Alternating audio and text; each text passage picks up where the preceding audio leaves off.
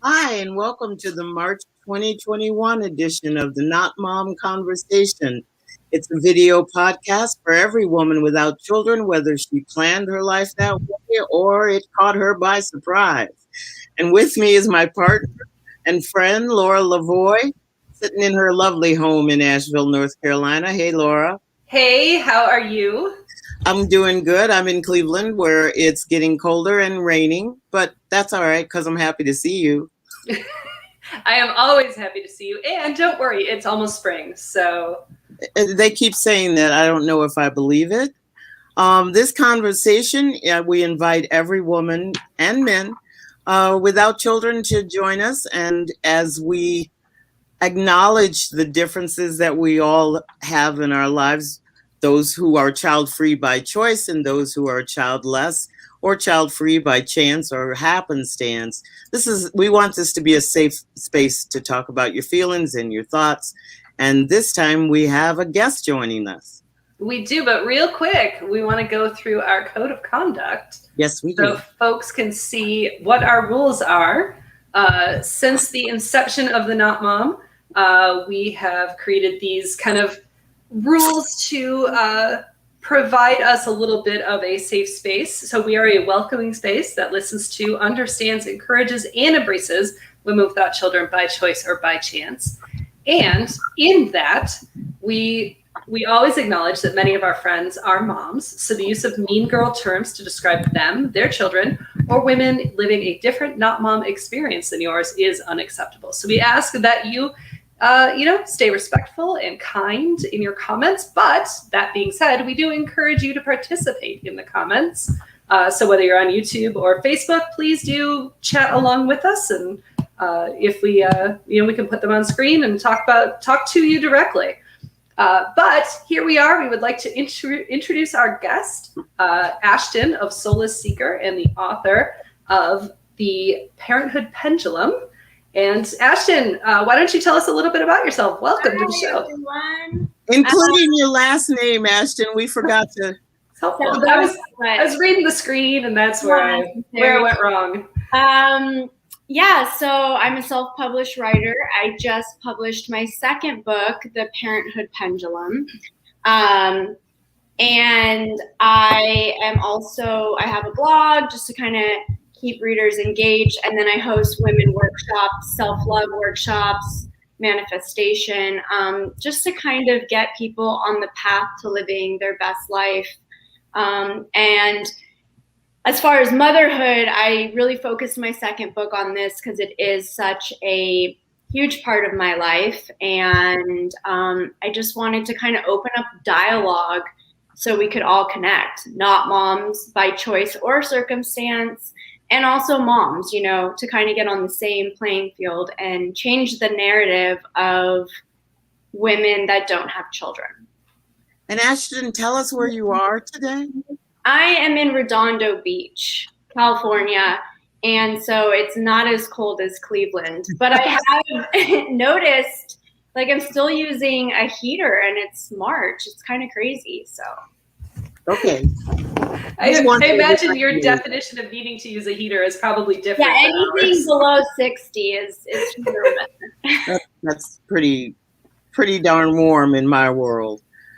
So we've been talking, the three of us had been talking about the pandemic and, how the vaccine affects that, but mostly what it means for women who may be going through this whole quarantine lockdown thing, basically, if not alone, then disregarded if you watch the media talking about how, moms and their kids are at home and the moms and meanwhile, once again, we are that overlooked group of women who have a very distinctive experience of what it means to be in lockdown.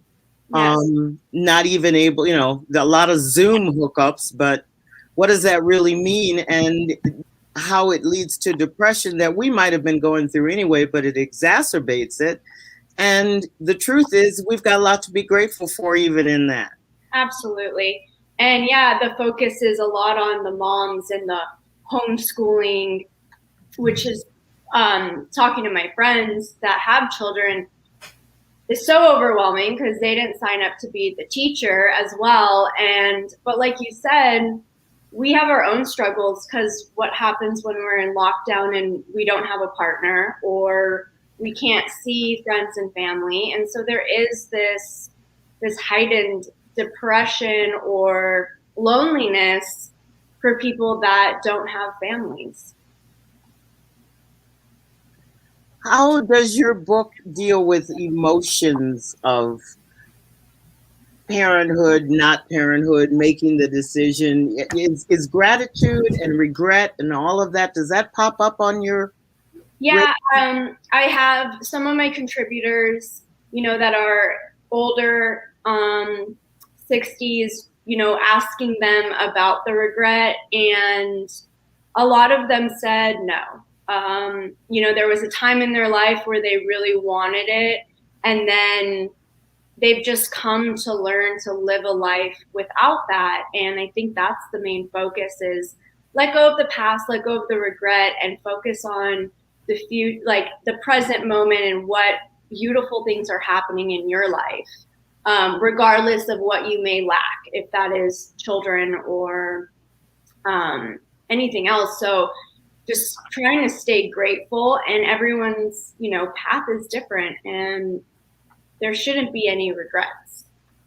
I don't know about, when I think about, and this was part of our pre-conversation, we talked about younger women who are still hoping to be mothers one day. And the lockdown and all the fears that COVID has brought to us has made it even hard to date, Yeah. And so I think about those women listening to us talk, and they're thinking, these women, I got nothing to be grateful for. Well, and also, especially like say you're in your mid 30s, and then you've just got that biological clock looming over your head, and now you just spent a year in lockdown. So I'm sure that they're like, this is precious time that is being wasted right now, where I could be meeting potential partners, I could be starting my family.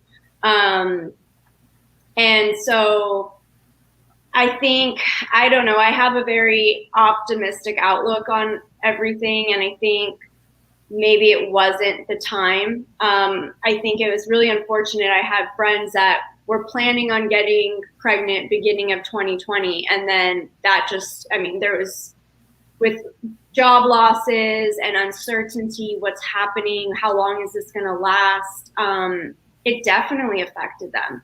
And here they are, like, that year was really crucial for me to get pregnant, and now it's taken away. So I totally understand that. Do you help your friends find their gratitude? I do. I am like the vault or the vent machine. Everyone comes to me, and I try to enlighten them on what there is to be grateful for, even if it is the fact that you have a cell phone and you're talking to me about your problems, and this isn't just like I'm some happy, cheery person all the time. I've gone through a lot of shit in my life. I really have.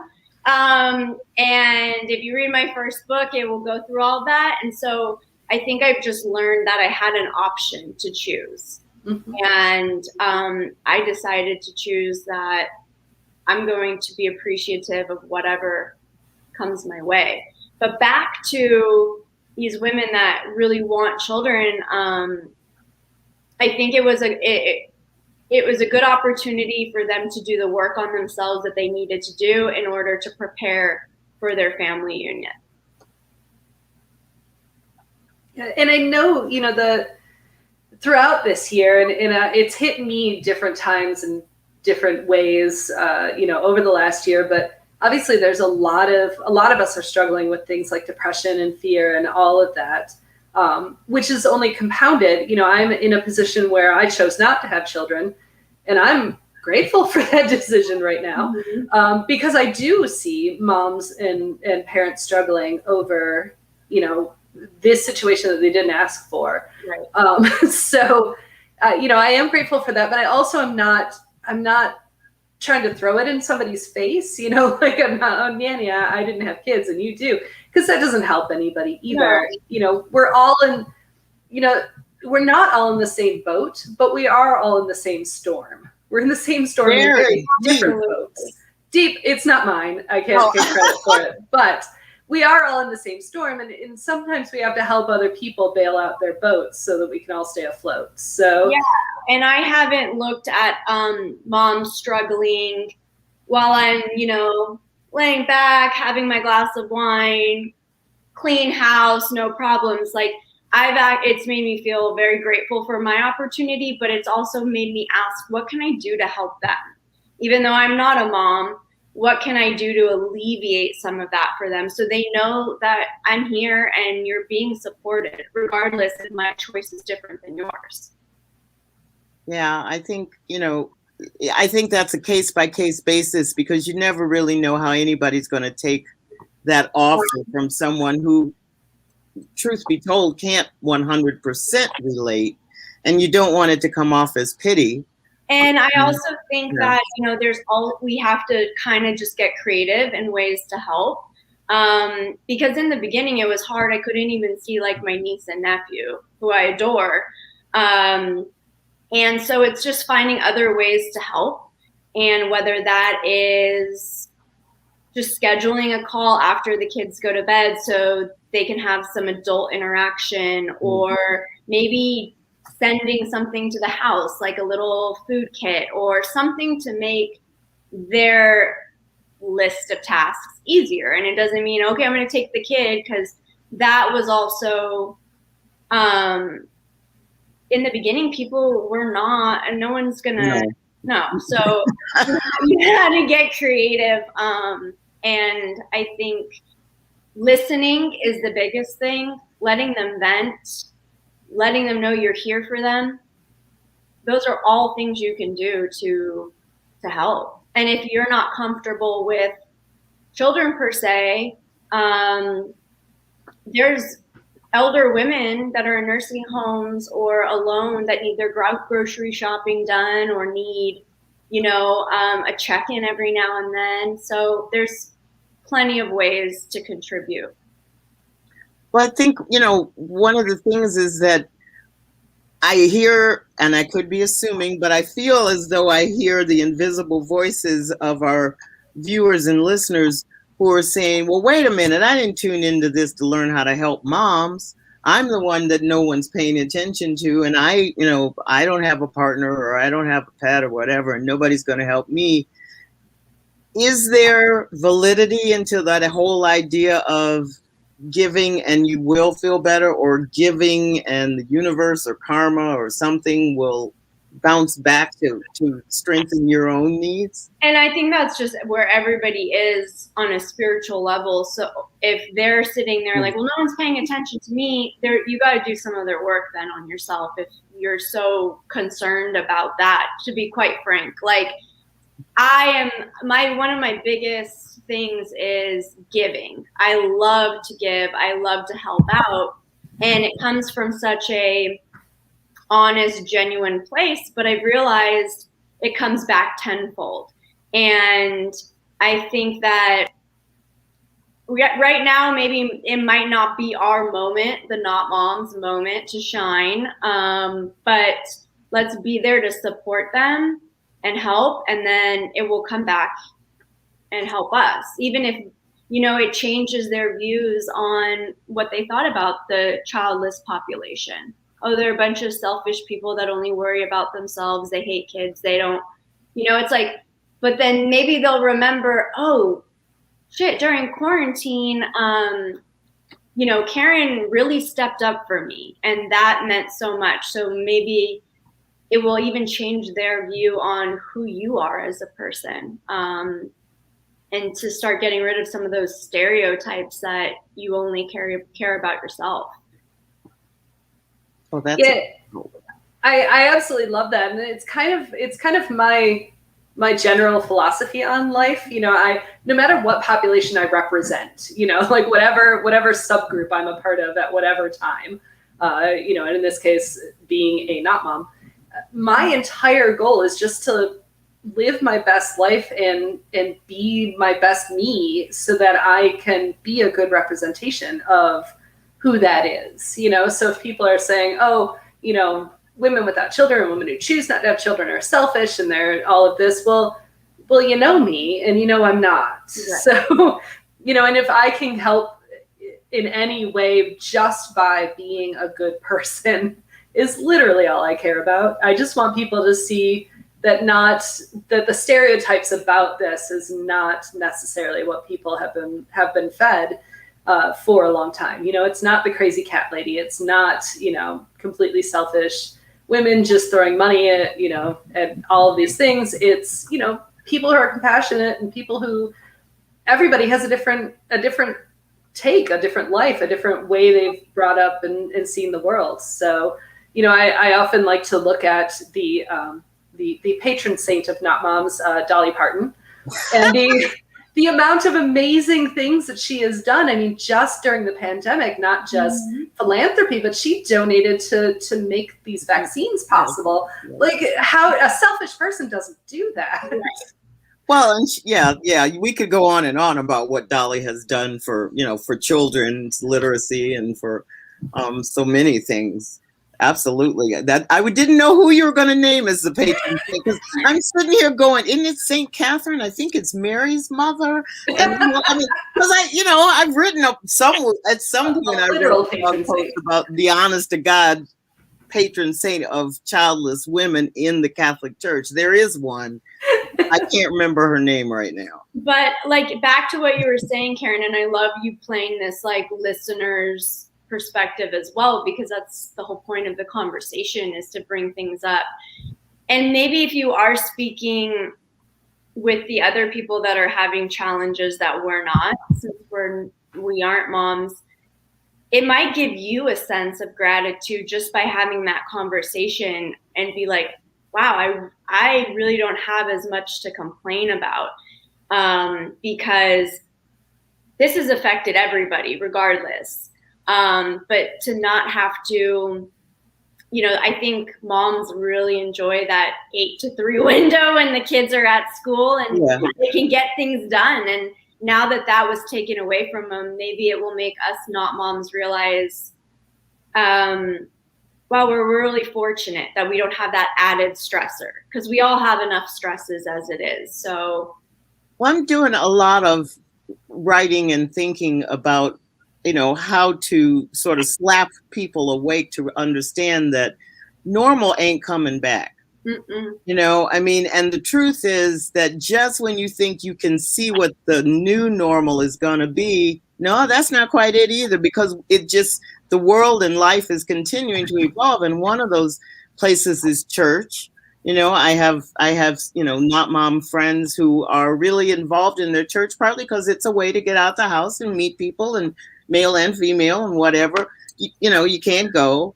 But I was watching the news this morning, and, you know, as you all know, we recently had mass shooting in Atlanta where Laura's in coming out where Atlanta. I was and I wasn't. You know, and there were so many Asian people reminding us, because of course most schools don't teach it, that Asian Americans have had, you know, real racist things done to them and to them for generations since they started coming to, you know, I mean, you think of the drawings and, you know, the idea that they all do this. And anytime you start saying they, you get in trouble. Right.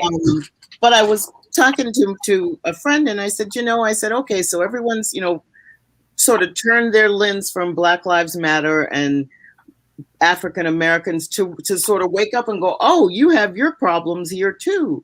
And it's brought it. And I said, you know, maybe part of this quote unquote new world will begin to accept a whole bunch of niches within the greater America, if you will. And we are one of those niches, and our community, which is really, I hate that word because we're not knitted together, I don't think, enough yet to be a community. But the numbers of women without children have grown to such high levels, not just in America, but in other developed nations around the world, that maybe this is the beginning of an acknowledgement of all kinds of people sort of pulling back and saying, whoa, I never saw that before. Mm-hmm. Because listening to the Asian American people speaking this morning on television, and they were all aiming their comments at people they were convinced had never thought about them before. See them every day, might work with them, whatever, but never ever bothered to wonder, what's your life like? What's the good? What's the bad? What's the and once you, even if you only open that door, I guess that's why I thought of church, because for so many of us, you think good thoughts at church and then you go back to your life. Mm-hmm. And so maybe, we can be, and we can help people understand that there's so much more, and your life will be so much broader when you begin to accept other people. And that, I think, circles back to the beginning of our conversation about focusing on parents and focusing on moms. I still get an old school hard copy Time magazine. Yes, I do. And the cover. Sorry to interrupt, but there is nothing better than a hard copy book, especially in the bathroom. But it's focusing on the pandemic and women, and I can't wait to jump into it, because I confess I'm already sort of like, they're not going to mention us. You know what I mean? I hope they do, but my hopes aren't high, because I've been crushed before. Right. That's all. I just sort of had to get that out. Well, you'll have to let us all know. I'm sure the viewers want to know too if they do mention it. But I'm kind of with you. I don't think it will be mentioned. The New York Times did a big, really beautiful article several weeks ago about women in the pandemic, and it was all focused on moms and motherhood. Will I become a mother? Will I ever get another date? But it was all aimed at either the stress of having children right now through the pandemic, or the women who are still hopeful they can somehow get that life they always dreamed of, which right now seems a little impossible to attain. But it never mentioned at all, okay, so what about this other little group of women? Elderly women always have their pocket. Everybody's got a pocket, and we're like not on the pool table. Right. Yeah. No. And yeah, no kids. You're right. Not much is written about the child free in regards to the pandemic. Well, here we are to say that we are those people that can write about it or talk about it and, provide a perspective. And all we can hope is somebody's listening, that people see and know that we're here and that we've been through the collective trauma. We've all been through the same collective trauma. It's just slightly different for everybody. Our friend Jody Day in the UK, who focuses only on women who are childless by chance, has gotten a lot of good publicity lately about childless women. But again, it's she's really just focused on the childless women, which has always been the challenge to the NotMom, because we try to make women understand that yes, you're leading different lives, but ultimately you're on the same path, fighting your way through a world of moms and mom things and creating your own little space. Yeah. But Jody has done a great job, I think. So it leaves me wondering and asking both of you, do you think America's a little farther behind the UK? I'm just not seeing American media open up to as much as I'm seeing coming out of the UK's countries, not just England, but also Ireland. Yeah, nope. I think, but that goes with like a lot of things we're kind of behind on. But like Laura said, all we can do is just keep using our voice and keep talking about it. And then eventually it becomes a thing, where with the Asian Americans, it was like no one thought about that before. And now they're speaking up and educating us and informing us on the injustice that they have felt. And it's like, it's eye-opening. And so I feel like if we follow the same suit, I don't want to like completely ruin the podcast, but I heard about, imagine all of like the big wigs from every country coming together, and like if you're fighting against someone, you want the biggest weapons, and if you are fighting against someone, you want the biggest weapons, and then they ask like, well, what if you guys were all on the same team?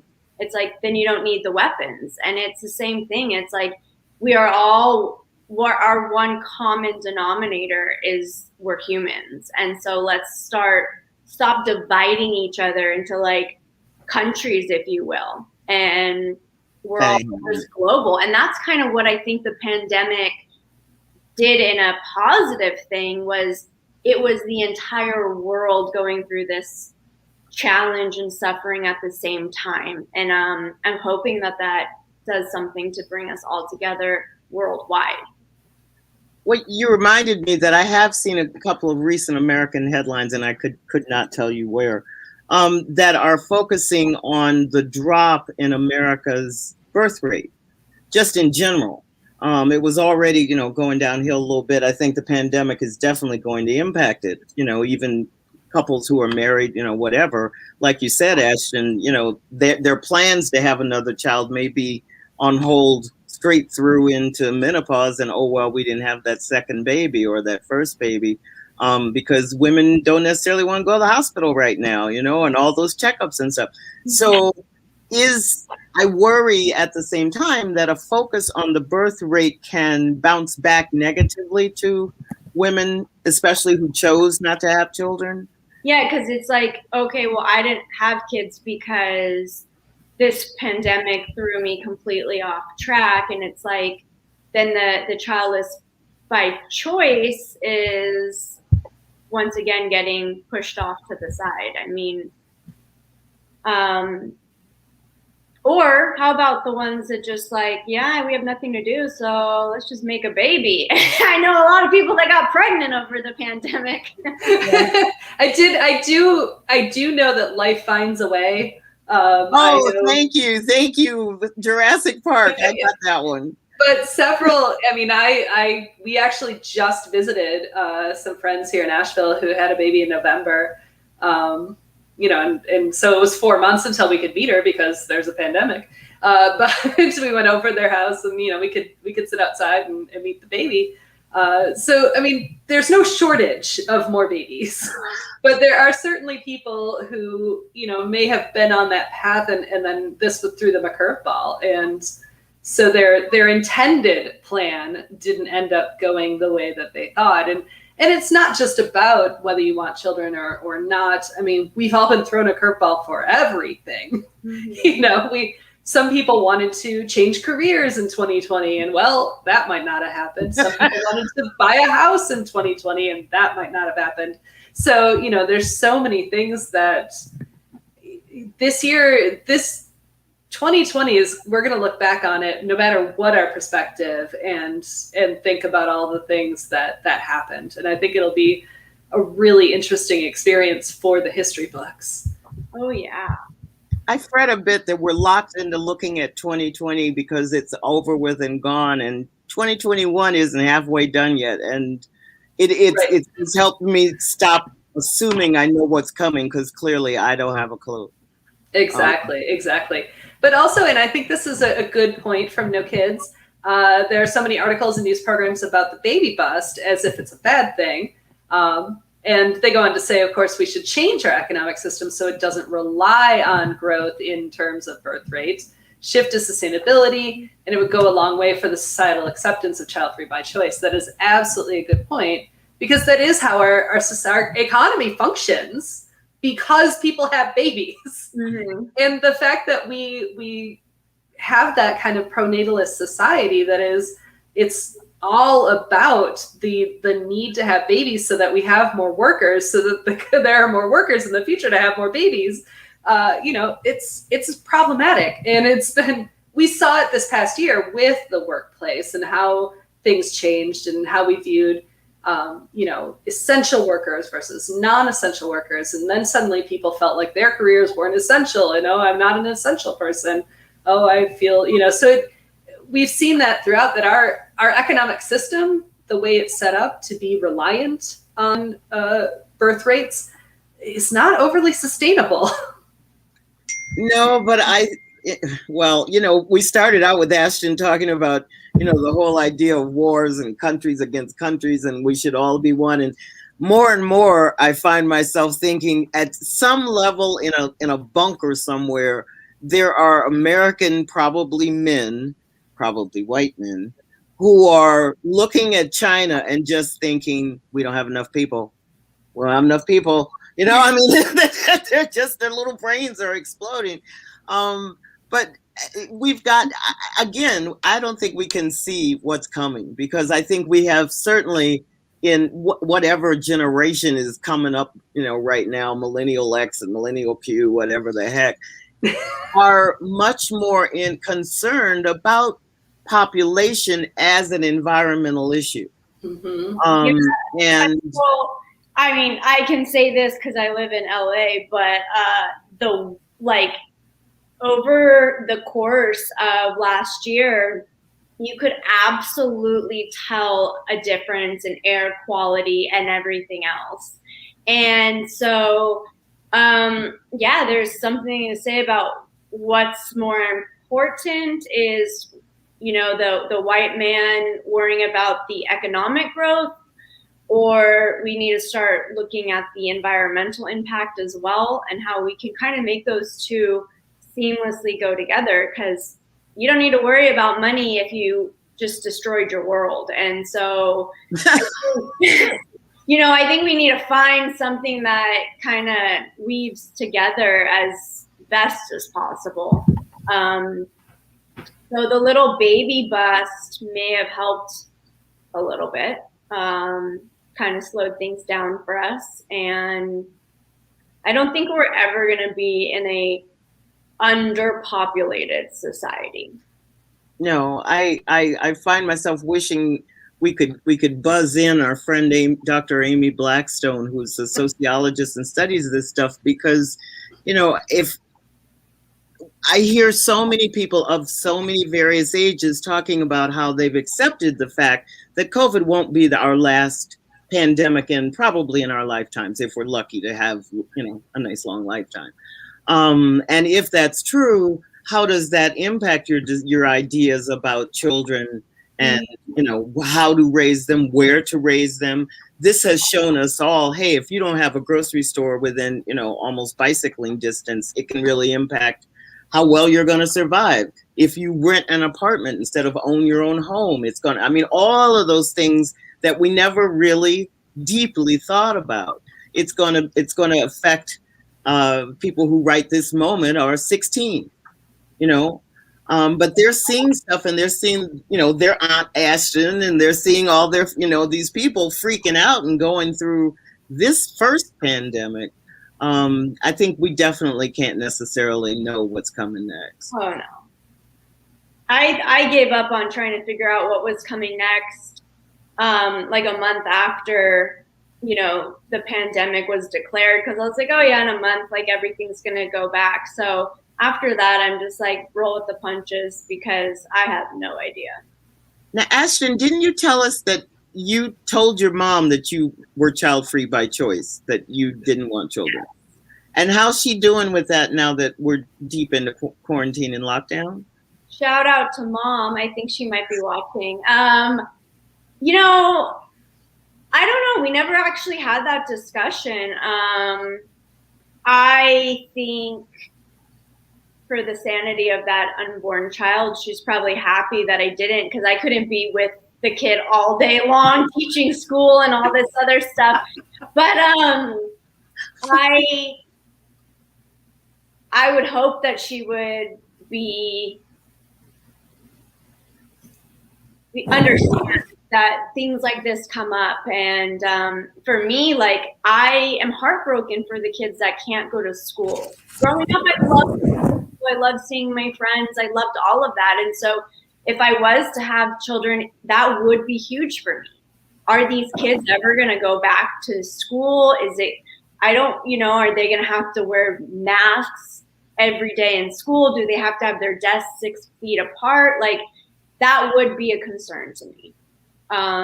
And, I'm fortunate that I don't have to worry about that. But then I feel like, my way of giving back is helping in the ways that I can for people that do have to undergo that. Okay. I like that answer. If you're watching, write a little comment and tell us what you think. Type in a comment. So, but that brings up another question that we had talked about, as we were preparing for the show. Women without children, whether it's by choice or by chance, are often subjected to the insensitive comments. When are you going to have kids? Do you have any kids? Why don't you have kids? Why don't you just adopt if you can't have kids? Or you're going to regret not having kids, and all of those sorts of things. So, especially from the perspective of writing your book, Ashton, I would love to hear a little bit about your perspective on how we should be handling that, because we're dealing with it through the lens of the pandemic, but it was here before and it's going to be here after. So we're always going to be dealing with these questions. I just think, like, one day we were saying, like, we usually get those questions from elders. But Karen pointed out one day we are going to be the elders.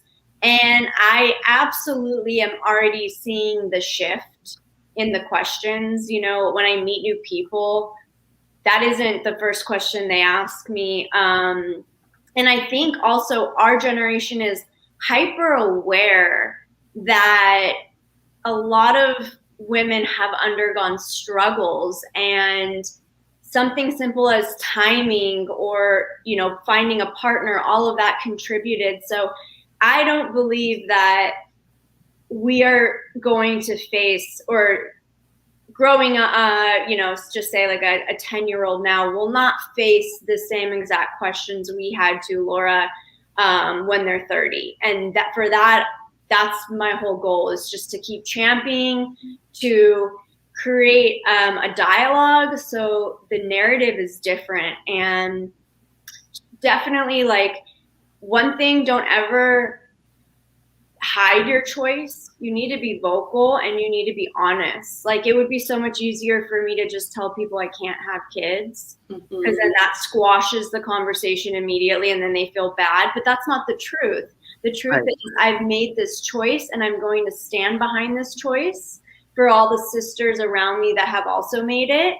And, I've gotten really good at just kind of not really letting those questions affect me. It can get, like you said, like when, like, well, then just adopt. It's like, oh, is it that easy? Like, is it it's that easy? Okay, cool. And did you want to give me the X amount of money that it costs to do that while you're at it? So, I think the strongest thing you've said, Ashton, though, I just got to stop you, or menopause will take this thought right out of my head. My whole being lit up, because what you reminded me is that as we interact with nieces and nephews and godchildren and, all of those little ones in our lives, what we show them is that they have a choice, male and female, boys and girls.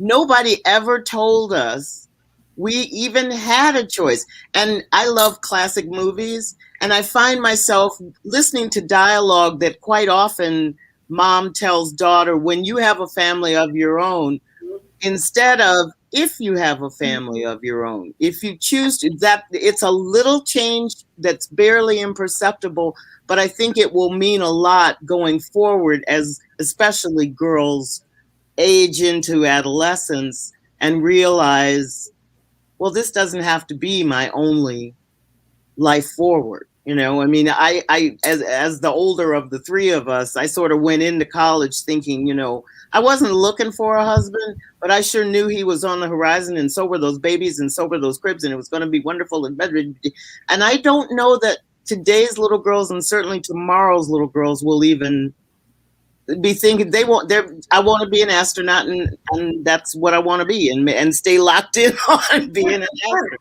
And it's so true that we are now the influence for them, and we have to be very aware of that. And I was fortunate enough to grow up where I had an aunt that was single and she never had children. And like, I loved looking like her life, like going to her house was so fun. And I had that exposure and I think that helped. But I do realize that there's so many people that don't have that exposure and they still are this like, it's not a choice. It's part of your life. This is what comes next. So I think that all we can do in this community is keep paving the way that, girl, you can do anything. And if you want to have kids, please have children. If you don't worry about it. You know, you are here for you. And I think we so often forget that our life is ours. And so I'm excited because I think that looking back in 20 years, it's going to be like, wow, girls, it's not like that's an automatic thing. And I will feel really proud that I helped forge that path. It will be weird when people look at 2020 and 2019 and look at it as though it's an episode of Mad Men. Right. You know, I mean, they'll be like, wow, women couldn't do shit, you know? You know? Right. And Ashton, you have a fan. Kathy says she respects and admires you. So hooray. Loves you. Thank you. Yeah, no, and in fact, Christy is bringing up your point, basically, where, you know, brainwashed in a sense just by watching TV. So, you know, how many commercials are based around a happy nuclear family, you know, no matter what it is. You know, like me and my paper towels, Laura. Exactly. And like she said, even selling light bulbs. You know what? I use light bulbs too. Paper towels. Just somebody somewhere point out a person without a child in a paper towel commercial just once. That's all I want. And I don't want to lose this thought, but you were saying about oh God, I'm already losing it. Right before the paper towels and all of that. It will come back. Based around families, TV is all over the base. You know, I love it. You guys wrote a blog post about it, and I love like when I see on A Million Little Things. Like, oh my God, I love her, and it's like yes, and it's finally becoming this like normalcy. Yeah, you know? And so that I find really cool. I love that. Yeah, and I hope to see more of that. I mean, you know, a lot of the stuff I did writing for the NotMom, because I live in a world of pop culture. Pop culture is my favorite thing. I love TV. I love all that. I'm an only child, so TV is my family. So seeing women, you know, because there's also the disturbing trend of the child-free woman character who then the writers decide to make her have a baby and change her mind because, well, it's just the natural progression of things. But up until that very moment, you had written this character to be very independent-minded, to be very, you know, showing that she didn't want children, saying she didn't want children. And now are we talking about Bernadette? Bernadette and Penny on Big Bang Theory, you know, and that's I hated that show after a while anyway, but that didn't help, you know. Yeah. I'm sorry, Ashton, but she's reminding me. I mean, I thought Laura was going to blow because we both loved Big Bang Theory, and Bernadette had told you from day one, you know, I'm a microbiologist. I don't want kids. I hate kids. I had to raise all my, you know, brothers and sisters, and then like snap, she was pregnant and happy. So. But then are they like? I don't watch that show, but are they showing her that then she's just like so happy and fulfilled? Yep. Yes, absolutely. She had twins. No, I would respect it more if then she was struggling too with it. Then it'd be like, okay, but to just say magic button and life is perfect. Exactly. And which I'll tell you where that comes from. That comes from a bunch of male writers deciding that they know how to write women. Yeah, well. So, unfortunately. Cancel the show. But we are seeing more representation. And I think this goes back to, Karen, your point about, you know, our other countries may be ahead of us in this acceptance of child-free women. And I don't know whether they are or not. But what I have seen in a lot of other countries, especially in positions of power, is more representation of women without children. You know, Angela Merkel. You had Prime Minister in the UK, in Australia. So you're seeing women, and we are in that position right now in the US. While the vice president does have stepchildren, she is not a biological parent. And I've seen, you know, the smear campaigns saying that that's terrible. How can she do that? But then I've also seen child-free women saying, you know, that's admirable, and we're really, really excited. I love Tracy Ellis Ross, because she is like. There you go, Laura, new queen. I love her. Love her. The new saint. And just to include our childless by chance women is, we are seeing childless women, but we don't know the backstory of why they don't have children. So let's keep that in mind too, that they're just like, they've staunchly made this choice, and it's like, no, but they've learned, hey, I'm still going to live a joyful and purposeful life. Well, you know, when the Not Mom started way back in 2012, and I remember saying to Laura that in my brief experience, which has obviously grown a lot over the years, it seems so easy to view women who chose not to be mothers almost like, you know, hey, you know, I this was my choice. I made it. My life is going on. And the way I used to describe it to Laura was, I say, they're dancing in the streets. Meanwhile, the women like me who, you know, always thought they'd be a mom are still pretending not to be as sad as we really are. Mm-hmm. And, you know, so you got like Happy Dance over here who really doesn't want to be brought down. And that's what basically at the end of the day, the Not Mom was all about, was proving to both women that you got something to talk about that's exactly the same. If you just talk to each other for 5 minutes, you'll find it. Mm-hmm. It might be the boss who says, you know, oh, you don't have kids, you can work late. It might be your mom who's in your business and won't get out. You know, sorry, mom. You know, Ashton's mom. Anyway, so I just had to throw that in. All right. Well, we are getting ever so close to the end of the show, so I do want to give you a chance, Ashton, to talk about your book. And we'll just pop this up here. So, and I know you have a special offer for our viewers. So I do. I'm going to be giving 20% off to the Not Mom listeners. I love Karen and Laura, and every chat we've had has been amazing. So if you go to my website, solaceseeker.com, the book is under the shop section, and type in TNM20 and you'll get 20% off. So I would love for you to read it. Like I said, it's inclusive to by chance, by choice, and also people that have adopted, people that have done IVF, people that have children and are saying, hey, let me tell you about parenthood that they won't tell you about. Ashton, I'm sorry, real quick question. I've never asked you this before. Are there men included in the? There are. I have men contributors. So I think that's probably one of people's favorite parts of the book, is because we don't hear the men perspective or the male perspective. And so I wanted to give them a voice too, you know, equal playing field for everyone.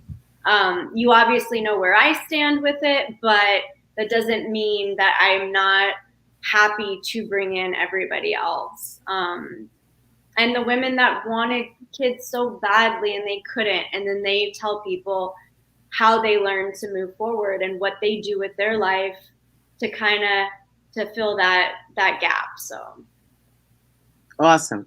And can we bring back the summit, please? After everyone gets vaccinated.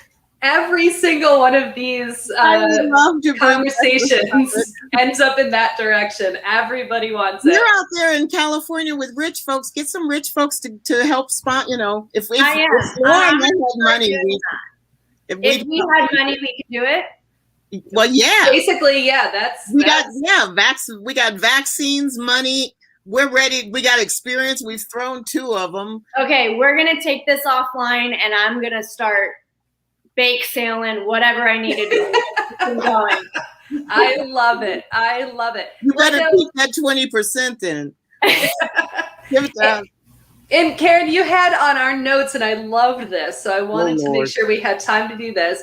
You wanted to end the show with a mantra from each of us, a little bit of something that we've learned over the last year, or the way that we've taken a positive lesson of gratitude in our lives. So let's start with you, Karen. What is your mantra? My mantra: I can't move my computer or everything will unplug itself. Not to mention I'll go dark like a raisin. But my mantra is that everything in the universe is subject to change, and everything is right on schedule. And it calms me. It reminds me that I believe there are powers bigger than me, and that I'm going to be okay. And I just got to be me. That is very hard to do. Probably the only woman I know who I'm pretty sure does it regularly is Shirley MacLaine, because I know I'm sounding like her. But, just in general, at first, the first few months of the pandemic, I was freaking out at all of it. Where's the money going to come from? I'm in an unemployed household at the moment. I'm looking for work where food, we'd have food delivered, and then that costs too much. And so after a while, I just sort of began to accept that this is okay.